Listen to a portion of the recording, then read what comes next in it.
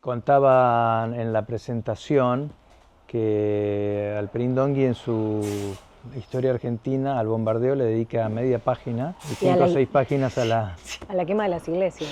Es impresionante eso. Sí. Y aparte cómo es leído solo en clave reacción, ¿no? O sea, claro. Sí. Mientras que uno tuvo más de 300 muertos, el otro no tuvo un solo herido. La quema de las iglesias, ¿no? O sea, digo, más allá de la quema del edificio, los documentos que podía haber en las iglesias, no hay un solo herido. El otro tiene más de 300 muertos. Es como el desbalance es brutal.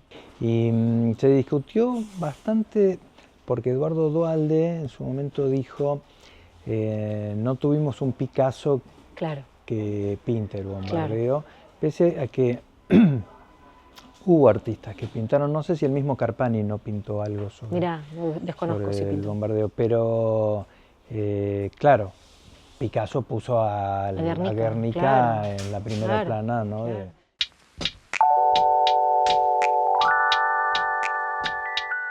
Y veo que, viste, es mucha la gente de esa época que están los miércoles en la plaza, ¿eh? Claro. Porque me decía uno que es un dirigente de la CTA, me decía, actual, el jubilado me decía, ¿es que no hay políticos ahí los miércoles? Dice, ¿sabe quién estaba ayer?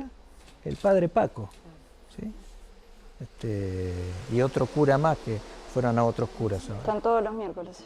Está pasando algo interesante los miércoles, me parece, ¿no?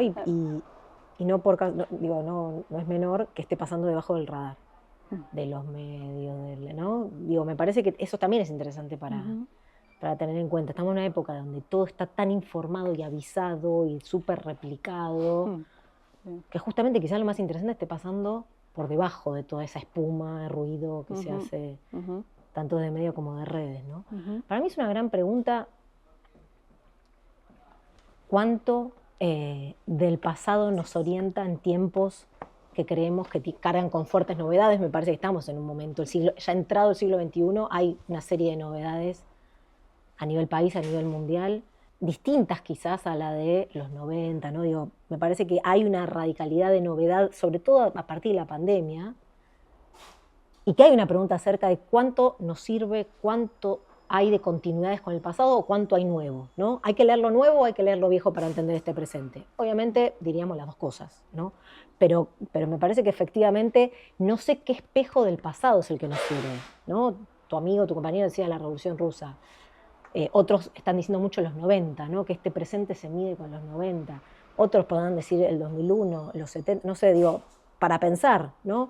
En otros momentos me parece que era más claro a qué momento del pasado hay que ir para pensar continuidades, rupturas, para encontrar links. Me parece que no está tan claro a qué pasado hay que ir para encontrar, no respuesta, porque creo que el pasado nunca da respuestas, pero sí para pensarnos, ¿no? Creo que es una gran pregunta que todavía no, hay que seguir trabajándola y pensándola, ¿no? Y también lo nuevo, ¿no? ¿Cómo se piensa lo nuevo? ¿Qué porcentaje de nuestro análisis le dedicamos a pensar lo nuevo? Porque efectivamente me parece que hay novedades. Ahora, no hay solo novedades, ¿no? Uno piensa el plan económico de Milei, que se suponía que traía algún tipo de novedad en la dolarización.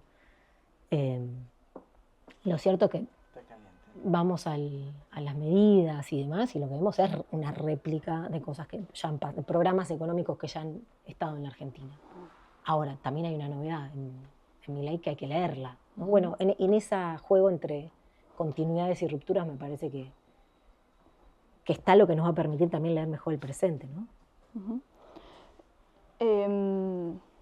Me parece una gran introducción para presentarnos.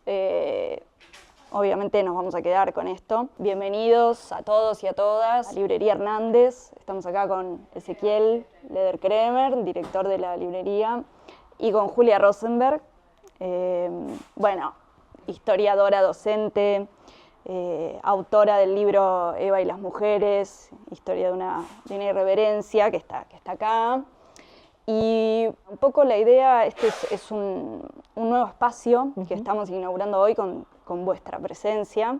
Nosotros venimos haciendo una serie de entrevistas con escritores y escritoras, pero la verdad es que teníamos ganas de salir un poco de la inmediatez, si eso es posible en estos días, y hacer un espacio para la conversación, la conversación de pasillo, la conversación que acá en la librería tantas veces se da, ¿no? Con las personas que vienen, no solo todos los que conformamos la librería, que de esas conversaciones tenemos un montón acá en el salón, sino los que vienen a traer un libro, editores, corredores, recuperar un poco esa conversación. Y creo que esta pregunta de hacia qué pasado tenemos que ir y en diálogo con qué aristas de este presente, me parece que es un gran norte por donde pensar y empezar. Sí.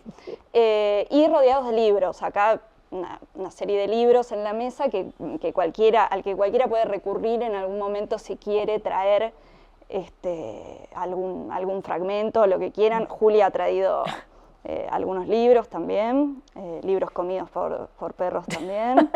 ¿No lo pusiste? No lo puse, me pareció que era muy poco para las cámaras, para la pantalla. Yo pensaba con lo que Julia decía, ¿no? Este tema del pasado. El pasado nos habla y nos interpela a través de, yo creo, de distintos canales. Uno es el idioma, el lenguaje, ¿no? Que es la forma en la que algunos dicen los muertos nos hablan. Lacan dice el lenguaje te habla. Y bueno, pero también los libros son una forma del legado del pasado. ¿Vos qué herramientas utilizás? Vos sos historiadora y además están los documentos, las entrevistas. ¿Qué herramientas utilizás para hacer esa lectura del pasado que te permite de alguna manera intentar la comprensión de la actualidad? Es difícil, ¿no? A ver, me parece que hay algo de que toda historia y toda visita al pasado, todo pasado, parte de un presente, ¿no? Y probablemente las preguntas que yo me hacía respecto del pasado cuando comencé a leer o cuando comencé a estudiar siendo muy jovencita no son las mismas que me puedo hacer hoy, ¿no? Y eso tiene que ver con un crecimiento propio, pero también con una coyuntura, con un contexto, ¿no? Quiero decir, cuando yo empecé la carrera de Historia en la Facultad de Filosofía y Letras de la UBA, en el año 2003, con la crisis muy cerca, ¿no? Con la crisis y todo lo que había pasado muy cerca. Por ende, nuestras primeras lecturas, que ya habían empezado antes, bueno, estaban muy relacionadas a ese contexto, ¿no? Me parece que a veces también está la época, le habla uno, ¿no? La época le habla a uno, y la época también indica parte de esas preguntas que uno le hace, ¿no? Sobre Eva Perón, para decir algo, ¿no? Yo había leído, y por narraciones familiares incluso, por lecturas más políticas primeras, nunca me había interrogado acerca de qué había pasado con Eva, qué había pasado con las mujeres y el peronismo. Fueron los sucesos de los últimos, si se quiere, 10 años, una cosa por decir algo, también sin dudas haber tenido una presidenta mujer. Digo, son como diferentes cuestiones del contexto que permitieron y avalaron una relectura de eso que ya habíamos leído, ¿no? Entonces, a veces me parece que más allá de la metodología que uno puede tener como historiador y como historiadora respecto de los documentos, me parece que también está el presente indagando a través de uno, a través de una, ¿no? Y el presente son un montón de cosas, son vínculos, son conversaciones, son discusiones que se puede tener en una librería, en la facultad, en un aula, en diferentes lugares. Pero eso me parece que es muy interesante porque también a la vez devuelve una idea de que el pasado nunca está cerrado, ¿no? El pasado nunca es algo ya saldado, que como se lo discutió un montón y se llegó a esta conclusión, ya está, ¿no? Más bien el pasado, ante cada presente, vuelve a ser abierto y una y otra vez, ¿no? Y eso me parece que es lo más atractivo y lo más interesante, ¿no? Por eso a veces yo discuto muchas veces con compañeros, colegas, que quizás son más académicos, que vienen del palo más, más academicista, ¿no? Que con otros hemos tomado otros caminos más ligados a la docencia, más ligados a la divulgación, más ligados a la gestión muchas veces, donde, por ejemplo, bueno, sobre los 70, ¿no? Que es el gran tema al que siempre se vuelve una y otra vez permanentemente. Muchas veces me acuerdo de una entrevista que se le hizo a Horacio González, una de las últimas entrevistas que da en el 2019, a la agencia Pacurondo, donde él dice algo así como es necesario volver a hacer una lectura de la historia argentina y es necesario volver a hacer una lectura en clave positiva de la guerrilla, de la experiencia de la lucha armada, ¿no? En clave positiva, dice. Y lo salieron a matar de punta a punta, todos, Sí, lo ¿se recuerdo, acuerdan? sí. Y que uno de los argumentos de quienes salieron a matarlo decían, los 70 ya fueron discutidos y ya fueron, como esa discusión ya está saldada, ¿no? Y me parece interesante. Creo que llegó hasta TN. Sí, La Nación, sí. Y me parece interesante esta idea de que por más estudios hiperprofesionales, hipercientíficos que haya, el pasado no se cierra justamente por esta característica de que cada presente lo vuelve a abrir, ¿no? Eso le da una dinámica y algo vivo que me parece fundamental, ¿no? Para quienes creemos que en la historia se dirime mucho más que una tesis o un libro bien escrito, sino que el juego del presente y del futuro también está en cómo se mira ese pasado, ¿no? Ahí me parece que hay algo que tiene que ver con nuestra forma, y digo nuestra no sé por qué, yo y mis otros yo, de mirar el pasado, ¿no? de vincularnos, es una forma de vincularse con el pasado, eso quiero decir, ¿no? Que los muertos están muertos, pero hay una vida también ahí, ¿no? Hay una vida y hay la lectura benjaminiana de la historia, ¿no? Nuestros muertos están en peligro también, ¿no? Entonces hay algo que hacer en el presente por esos muertos también. Bajo esa mirada sobre el pasado, bueno, el presente tiene mucho que ver. No sé si contesté la pregunta. Sí, pensaba que, bueno, estamos muy acostumbrados a ver esas series de viajes en el tiempo, ¿cómo se llama esta de 8 monos? En donde siempre viene un visitante del pasado y modifica el presente, ¿no? Modificar el presente para modificar un futuro a veces, pero es como que estás planteando que el presente, de alguna manera, tiene capacidades de modificar ese pasado a través de esa resignificación, reinterpretación, nuevas lecturas. Y de repente aparece el Eternauta, ¿no? Que surge de ese pasado y que surge de un pasado en donde que merece una relectura a lo Horacio González de alguna manera respecto de eso. Y hay un clamor popular, no sé si popular, hay un clamor sectorial, no popular, de no politicen el Eternauta, de un texto eminentemente político, cargado de... que creo que, hoy hablábamos del bombardeo a Plaza de Mayo, que él escribe... 2 años después. En el 57. Claro. Justamente eso que estábamos como rememorando, el bombardeo del 55 y en 1953, ¿no? El atentado sí, ahí sí. de Carranza. Y yo te había escuchado eso en algún streaming, esto que decías que tu lectura del Eternauta, cuando eras más joven, porque todavía lo sos. Sí, por un momento dijiste cuando era jovencita, digo, sí, ¿no? Que, es que en clave de en qué momento se escribió, ¿no? En ese momento Esztergel todavía no era el militante en el que se convirtió, etcétera, etcétera. Pero bueno, como vos decís, caía algo del cielo que te mataba, ¿no? Y 2 años antes habían estado cayendo las bombas. Sí, yo creo que el Eternauta pasa algo muy parecido con Operación Masacre, ¿no? Que son publicadas casi al mismo momento, ¿no? 57, 58. Y también muy parecido a los casos de los 2 autores, ¿no? En el sentido de que ni Esztergel ni Walsh eran militantes peronistas cuando escriben estas obras, Walsh más bien al contrario.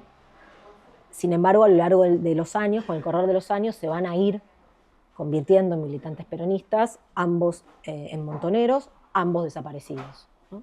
Y tienen estas primeras obras recontrapotentes de la cultura argentina, Operación Masacre y El Eternauta, ambas que tuvieron... Operación Masacre tiene una cantidad de prólogos y agregados que le va haciendo Walsh a lo largo con el correr de los años, de las ediciones, ¿no? Posteriores, que marcan su cambio en su mirada política sobre eso que había pasado, o Esztergel otro tanto, ¿no? Con la segunda parte y una tercera parte. Me parece que son casos muy parecidos, ¿no? Entonces me parece que lo que sería como querer hacer de Operación Masacre solamente un policial, ¿no? Bueno, claramente Operación Masacre no puede ser nunca leído solamente como un policial. Me parece que con el Eternauta pasa algo parecido. No politicen Operación Masacre. Claro. Me parece que es pedir lo mismo, ¿no? Que pensar al Eternauta solamente en clave ciencia ficción, cuando claramente está escrito en un contexto por una persona que al poco tiempo va a ser un militante político. Y además también es interesante pensar que muchas veces la obra habla más allá de lo que el autor está conscientemente queriendo decir, ¿no? Porque como si no hablara también una época, de nuevo con lo de la época, ¿no? Como si no hablara la resistencia peronista en esa obra, más allá de que Oesterheld haya sido en ese momento o no. Ahí hay algo, ¿no? Se puede leer claramente algo en eso. Sí, claro. Además era Oesterheld. Además ¿viste? era Porque Oesterheld. quiere partirlo y decir, no, Oesterheld no tiene nada que ver con lo que vino después. A mí me parece bárbara la serie, digo, celebro, me parece que está buena, que está bien lograda. Me parece que es en un momento, además, donde ha habido tanto negacionismo, se ha puesto tan en duda lo que ha pasado con el terrorismo de Estado, que bueno, que una serie hecha nada más ni nada menos que por un militante de la lucha armada, un militante montonero desaparecido, me parece que es muy interesante, que sus hijas han sido desaparecidas, me parece que es muy interesante porque vuelve a poner de relieve desde otra manera, nos trae de nuevo esa discusión sobre los 70 que la vuelve a traer de otra manera, no desde el lado del negacionismo, sino desde el lado de un militante. Y a mí me gustaría también decir esto, ¿no? Que me parece que muchas veces lo que pasa con los 70, cuando se discute el negacionismo o cuando se discute el terrorismo de Estado, nos quedamos únicamente con lo que pasa a partir de 1976 y muchas veces lo que nos olvidamos entre comillas, ¿no? Lo que no se pone de relieve también son esas militancias y son esas vidas políticas, ¿no? Y me parece que traerlo a Oesterheld y traer su producción cultural, que es El Eternauta y es mucho más que El Eternauta, también nos pone de valor esas vidas, ¿no? Y esas vidas políticas, que muchas veces cuando solamente nos quedamos discutiendo el número, cuando nos quedamos discutiendo la modalidad del terror o si fue o no terrorismo de Estado, me parece que a veces lo que dejamos de lado son esas militancias y me parece que es lo que esta época no está pudiendo pensar, ¿no? Y además, en el caso de Oesterheld, porque venimos hablando de eso, pero que es tan paradigmático en el sentido de que es una militancia de la que uno puede ver y estudiar toda su construcción, ¿no? O sea, porque él no venía de la militancia y su situación de vida, que él estaba entrando en una crisis económica muy fulera, tras todas las novedades culturales y políticas y sociales que le traían sus hijas a la casa, tuvo como resultado el surgimiento de ese militante, ¿no? O sea, es súper rico para ver todo ese proceso. Totalmente. Sí, y a mí, de nuevo, ¿no? La vasta obra que tiene. A fines de los 60 empieza a hacer historietas, además con temas de historia. Hace ¿no? Sargento Kirk. Está el Che, hace una historieta sobre Eva, y después las entregas que tienen El Descamisado, ¿no? Que también es una historieta para mí maravillosa para entender, de nuevo, qué vínculo se tramaba entre pasado y presente en un momento de un presente tan álgido, ¿no? Donde sin dudas el pasado es visto con una continuidad con ese presente, ¿no? Ayer estaba repasando se llama El 17 de los orilleros, el otro 17, ¿no? Por el 17 de octubre relacionando con la Revolución de Mayo, ¿no? Entonces es como, todo es pura continuidad, ¿no? Todo fue una revolución en la Argentina hasta desembocar en esa que están protagonizando ellos en el 73. Entonces, bueno, me parece que la serie es celebrable por eso. A mí me gustaría que en la segunda temporada pase algo con Campo de Mayo. Porque tal como quedó en la primera temporada, Campo de Mayo tiene un lugar casi como que es el lugar seguro al que van los sobrevivientes, y Campo de Mayo es un lugar donde Oesterheld pasó como desaparecido, ¿no? Entonces me parece que estaría bueno que en la segunda temporada ese lugar fuera más inquietante, tuviera algo más, una marca un poco más de lo inquietante de un refugio. Exactamente. Ahora, y Oesterheld hace esa lectura, ¿no? Y están los copos de nieve, las bombas que quedaron sobre el Pase de Mayo, pero no toda la historiografía ha hecho una lectura similar. Vos, creo que hablábamos de Romero, Romero padre o Romero, tuvieron otra, Alperindongui tuvieron otra visión de esos sucesos. Sí, en general la historiografía ha sido bastante... es un problema el 55, ¿no? Cómo pensar el 55, cómo se ha pensado el 55. Alperindongui ni hablar, que es un historiador que hasta la última escritura de su vida le seguía diciendo al peronismo régimen, ¿no? O sea, a los primeros dos gobiernos de Perón le decía régimen. Y lo toma Alperindongui también porque es el más lúcido de todos los historiadores, o quizás el mejor historiador del siglo XX, de la historia argentina, que vivió en el siglo XX. Y ha sido un problema realmente como se pensó el 55, porque también se la ha pensado muy en clave que de alguna manera el peronismo se lo buscó. ¿no? Que el conflicto con la Iglesia, que un autoritarismo que empieza a ganar terreno sobre todo a partir de la muerte de Eva. Por diferentes cuestiones el peronismo ha tendido a leerse, sobre todo en su segundo gobierno, a partir del 52 al 55, como un peronismo que se vuelve muy verticalista, que se vuelve muy autoritario, que el conflicto con la Iglesia, ¿no?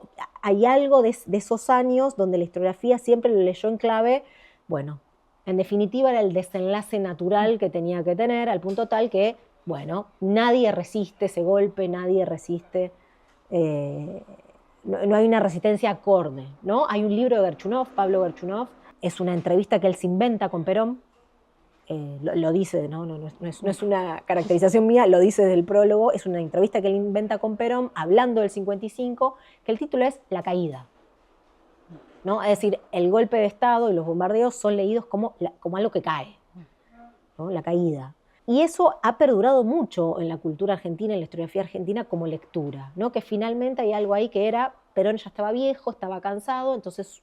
El devenir. El devenir, totalmente, el devenir natural de las cosas.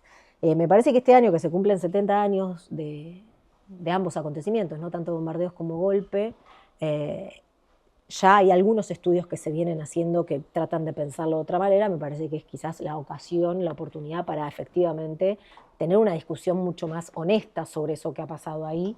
Insisto, hay mucha historiografía que lo viene pensando, más chiquita, quizás más corrida, más lateral, y sobre todo dimensionar lo que significa un bombardeo a una población civil durante el mediodía, un día de semana, en el centro de la ciudad, ¿no? Creo que puede ser que se había convocado a una exhibición aérea también ese día para que... Sí.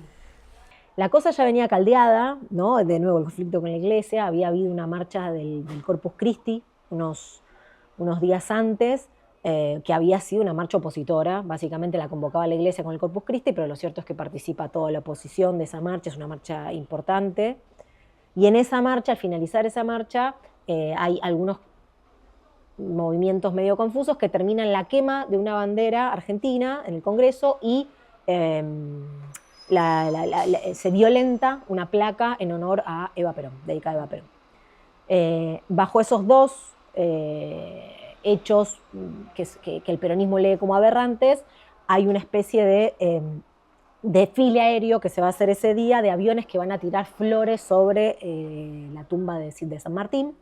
Entonces ese es el desfile aéreo que se está esperando para ese día, efectivamente. Entonces, bueno, cuando van a pasar aviones nadie se sorprende porque ya estaba previsto. El tema es que esos aviones no van a tirar flores, sino que van a tirar bombas, ¿no? Y creo que eso, ¿no? Fue poco tramitado al principio por el propio gobierno, porque el gobierno, no queriéndose mostrar muy débil, las imágenes de esos días que circulan son muy pocas. Hay un estudio de un libro último de Juan Bese que piensa sobre todo qué pasa con las imágenes que reaparecen tiempo después. El gobierno no quiere que se muestren, de nuevo, para no mostrarse tan debilitado, que tu propia fuerza te haga eso. Habla de una debilidad importante del gobierno de Perón ya para ese entonces. Entonces se tramita de una manera muy extraña, ¿no? Porque además, bueno, lo que se sabe, ¿no? Que muchos contingentes obreros, la CGT misma quiere salir a respaldar al gobierno popular en lo que se dio en llamar la batalla del Bajo, ¿no? Que soldados leales al gobierno, pero también trabajadores y trabajadoras, enfrentan a los sublevados, ¿no? Hay parte de los muertos que son de esos días, no son solamente las bombas, son también de tiros. Combate con sable y bayoneta. Totalmente. Y Perón llamando a ¿no? Perón llamando al orden, Perón llamando a que la gente vuelva a su casa. Eso también va a ser parte de la discusión del peronismo durante mucho tiempo, ¿no? El famoso entre el tiempo y la sangre elijo el tiempo de Perón.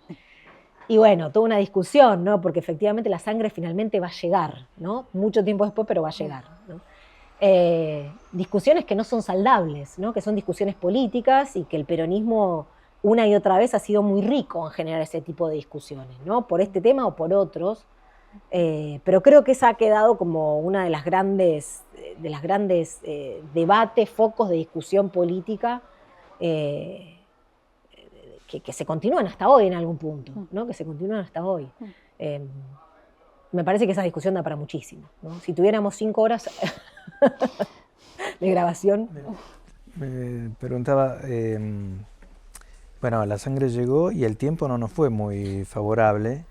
Ahora, en esos combates por la historia que se dan, revisionistas, liberales, ¿qué llegó hoy como resultado de eso? No a la academia, a los ámbitos eruditos, sino a la población, a la gente los millones de argentinos que hemos traspasado la educación pública, ¿no? ¿Qué pasó? Si eso tiene te pregunto, si eso, ¿le ves alguna relación con el estado de cosas actual? Vos decís a las discusiones historiográficas. Sí, esas discusiones, esas versiones de la historia y su impacto. Las que se impusieron, las versiones. Bueno, no sé cuáles son las que se impusieron finalmente, porque tampoco eso lo tengo claro, porque si uno recorre las aulas argentinas, hay muchos docentes que adscriben a una visión crítica de la historia, a resignificar los conceptos de defensa de los intereses nacionales, de pueblo, etc. Y también, por supuesto, están los liberales, ¿no es cierto? La historia tradicional, la de los libros de lectura, o la que encontramos en los libros de lectura, aquellos que tenemos más de 50, 60, y qué sé yo. Digo, pero eso finalmente llega y produce un estado de cosas. Sí.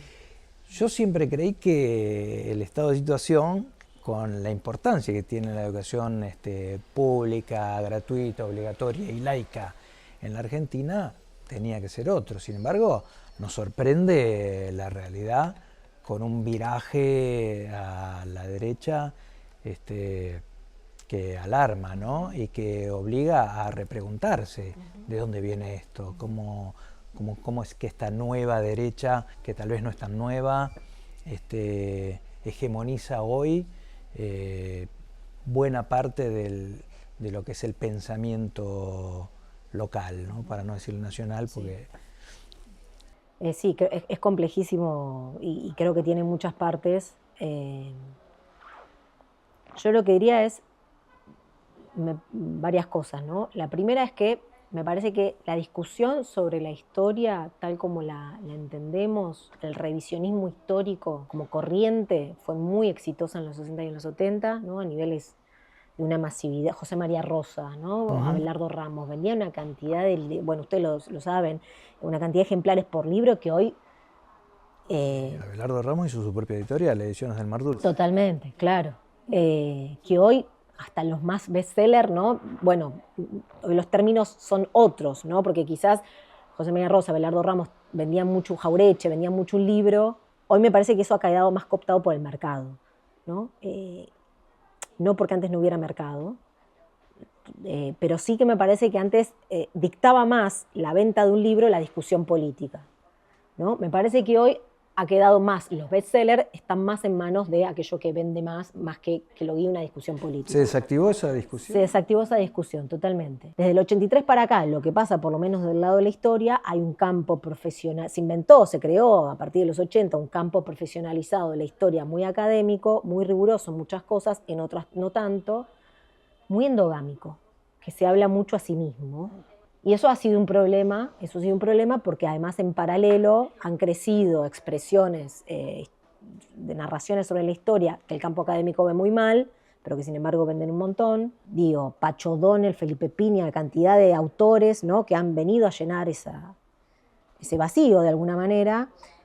Lo que sí me parece que se da menos es, de nuevo, libros que efectivamente tengan un interés en cierta discusión política, retomando, si se quiere, aquella voluntad más de intervenir para discutir políticamente, más que o llenar un mercado o discutirse a sí mismo dentro de un campo, ¿no? Me parece que ahí todavía sigue habiendo como no porque no haya, hay algunos, hay libros que discuten y buscan intervenir políticamente en el presente, sin dudas. Sí, pero antes quizás la conversación pública pasaba por ahí. Totalmente. Los esfuerzos intelectuales estaban orientados a ese diálogo que hoy está más reducido, me parece, a un sector. Sí, y me parece que hay lugar para eso, ¿eh? Me parece que hay como avidez, ¿no? de formación para discutir en otros números, obviamente, porque el campo cultural cambió, porque las discusiones políticas han cambiado, y porque además hoy hay otros tráficos, otras vías donde se trafica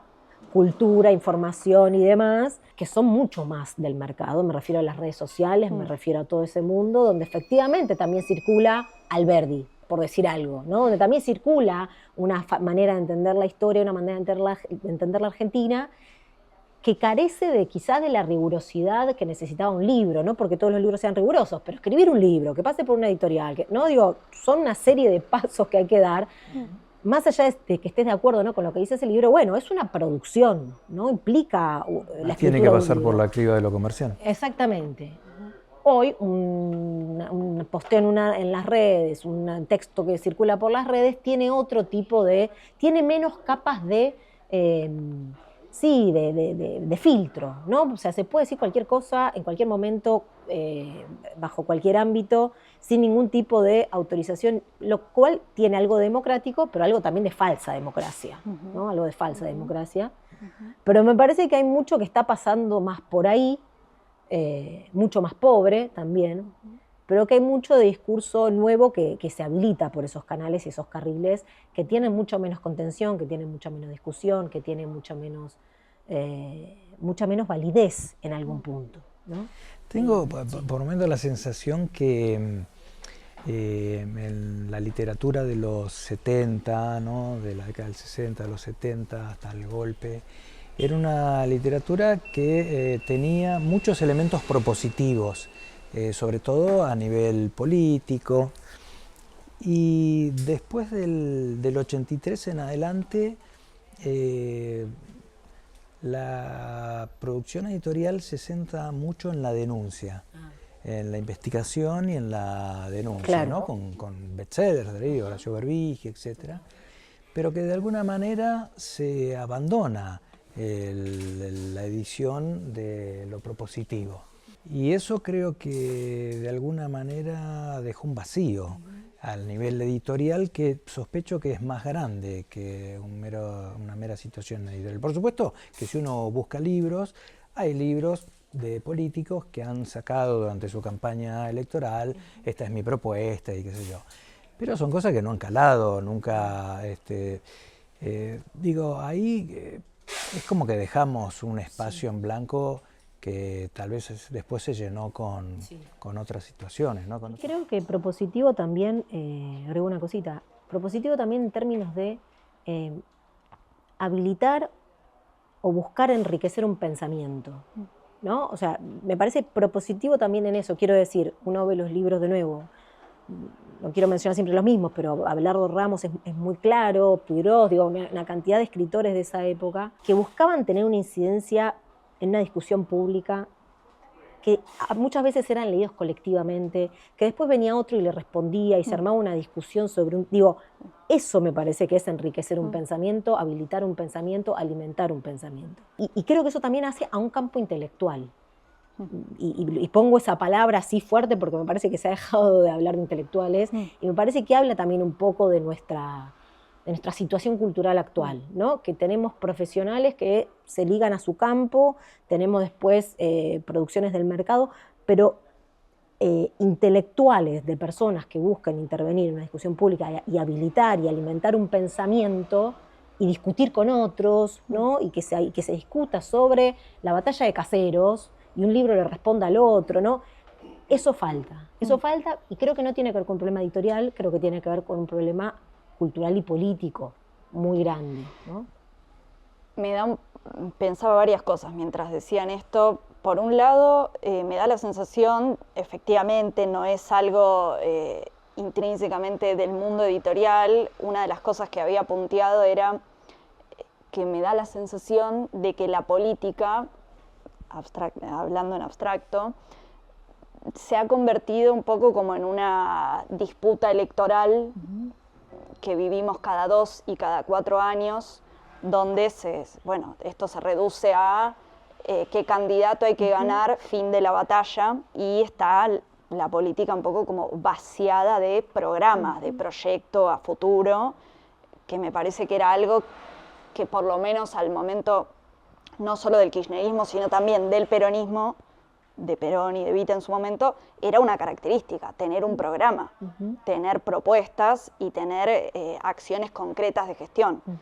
Y por otro lado, esto que decías de cómo se daban los diálogos y las discusiones en ese momento, en aquella época, da la sensación como de que ahora hay un rechazo a incomodarse, me parece. Nadie quiere estar incómodo, entonces nadie tiene muchas ganas de ir a disputar pensamiento a ningún lado porque nadie quiere estar incómodo. Y nadie quiere incomodar, ¿no? Y nadie quiere incomodar. Parece que los políticos, y hoy lo estamos viendo en la campaña para la legislativa local, cómo agradar a la mayor cantidad de gente posible en el menor tiempo posible. O sea, y a veces hasta tenés la sensación que la derecha fascistoide va más al frente con sus propuestas de alguna manera, sin importarle a quién le guste y a quién no le guste. Digo, esto nos ha subsumido en un lugar cauteloso, de alguna manera casi pusilánime. Y vos lo comparás con la militancia de los 70, los discursos, las proclamas, las propuestas, las acciones. Y bueno, hemos cambiado de rumbo, de estrategia y de tenor graso político en forma alarmante. Sí. Sí, para no dejar todo como muy alto los 70 y que todo lo que vino fue... No, quiero decir que también nuestra pobreza actual cultural y política me parece también tiene que ver con que somos un país con 50% de pobreza, ¿no? Y ningún país con 50% de pobreza puede tener...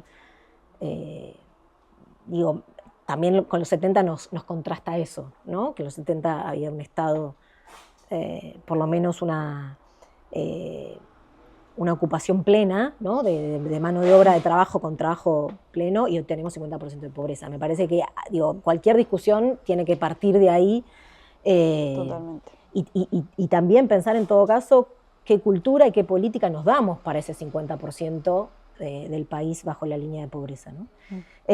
Y me parece después también que hay algo, de nuevo, ¿no? A mí me parece que estamos en una época, cuando comenzamos la conversación hablando de las novedades, ¿no? Y me parece que post pandemia tenemos una vida cotidiana atravesada por el teléfono, ¿no? Por el celular y por las redes sociales, y hay mucho de la dinámica de hoy que pasa cada vez más por esa vida algoritmizada, ¿no? Por esa vida, y me parece que las redes sociales tienen algo, una tendencia, bueno, esto lo piensa Byung-Chul Han, ¿no? Entre otros, donde efectivamente todo el tiempo es una cuestión de no incomodar, de buscar el like, de buscar el me gusta, ¿no? Entonces, también para pensar nuestras vidas dentro de algo, un marco más general, que es esta vida que estamos teniendo con nuestras subjetividades atravesadas por eso, ¿no?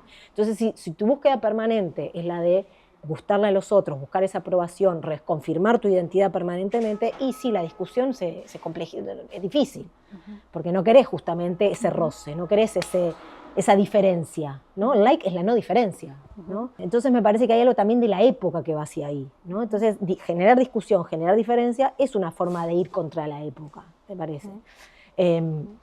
¿Cómo hacer para que el campo cultural, que el campo intelectual pueda ir contra la época en esto, ¿no? Son las redes, y también hay perdón que vuelva a eso, ¿no? Pero hay un sistema científico nuestro, por lo menos en humanidades, que fue pensado a manera de sumar puntos. Y también tenés que caerle bien al que te dirige la tesis, tenés que caerle bien a otro. También hubo un problema en la hiperespecialización, en la hiperprofesionalización, por lo menos de la historia, que es lo que conozco, ¿no? Cuando en verdad la historia tiene que ser el terreno para discutir cultural y políticamente un país. Ahí de nuevo, me parece que hay que volver a ciertas ideas de lo que significa el lugar de un intelectual, ¿no? Y pienso, no está tan lejos, ¿no? Horacio González, tenemos muy cerca casos de esos que han intervenido y que entendían su práctica no solamente como alguien que puede escribir un genial libro, sino además como alguien que pasa algo dentro de la fuerza en la que se cree inmerso e interviene de una manera narrativamente, porque aparte también lo que está pasando es que faltan palabras, ¿no? Falta densidad, falta complejidad, esto que estaban diciendo ustedes, que me parece que es así, ¿no? La política se ha reducido a un fenómeno electoral, de encuestas, de opinión pública. De focus. Y eso produce un rechazo enorme, ¿no? No solamente produce un rechazo... Pero porque aleja. Aleja, totalmente. Aleja y empobrece, sí. ¿no? Aleja y empobrece. Como si ahí se dirimiera, ¿no? y ahí no se dirime nada, o sea, se dirime un legislador más o un legislador menos, ¿no? Pero el fondo de la cuestión no se dirime, me parece, en eso. Con lo cual me parece que ahora sí hay que pensar a la política desde otros... Venimos de unos años donde se pensó mucho la política desde arriba, ¿no? Desde las elecciones, desde la gestión estatal. Bueno, volver a pensar la política de los márgenes, ¿no? Volver a pensar la política desde abajo, bajo lo que pasa abajo del radar, ¿no? Me parece que, bueno, se vienen tiempos quizás donde ahí aparezca una potencia mucho más interesante que en las listas que se puedan armar para elección de legisladores de una legislatura que además no saca leyes como la nuestra. Exacto. Bueno, ya que tenemos una serie de libros acá, no quería dejar de traer un poco a Javier, Javier Trimboli, bueno, que no hace falta presentación. Este libro, tenemos muchos de él acá, Sublunar.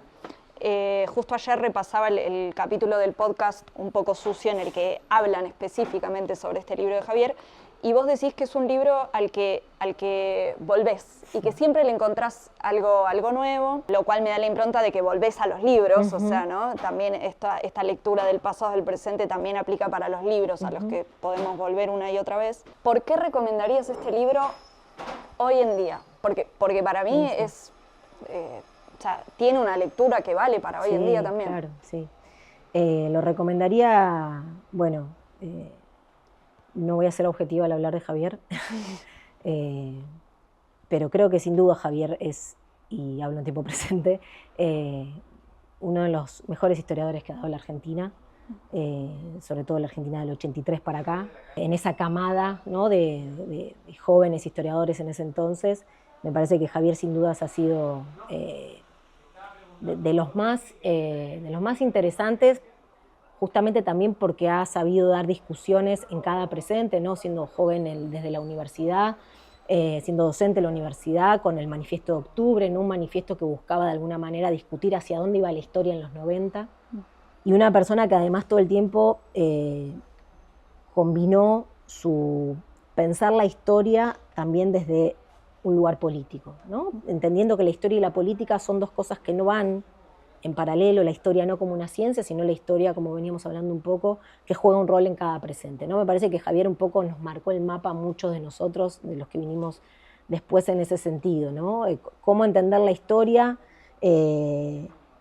somos deudores, digamos, entre muchísimas otras cosas de Javier. Y bueno, y me parece que Sublunar de alguna manera es un intento por pensar la experiencia, lo que fue el kirchnerismo, desde la derrota, ¿no? O sea, el ejercicio que hace Javier es, escribe ese libro, creo que se publica en el 2017, si no me equivoco, lo piensa a partir del 2015 y la derrota del 2015, y es interesantísimo entonces eso también, ¿no? Pensar esa experiencia no en el momento más pleno y más arriba, sino justamente en el momento en que parece estar atravesando un momento de crisis, un momento de derrota, aunque Javier ahí también le da una vuelta, que es que todo lo que el macrismo hizo respecto al kirchnerismo, la persecución, los intentos de bajar los programas que se habían creado y demás, hablaba también de lo que había logrado el kirchnerismo, ¿no? Si existió esa persecución, si existió ese desmantelamiento, es porque lo que había hecho el kirchnerismo era mucho, ¿no? Y me parece que es un ejercicio muy interesante de pensar el pasado más reciente, como hace Javier en ese entonces, trayendo la historia en su largo plazo, en su corto plazo, trayendo autores, es como una especie de voz colectiva y coral,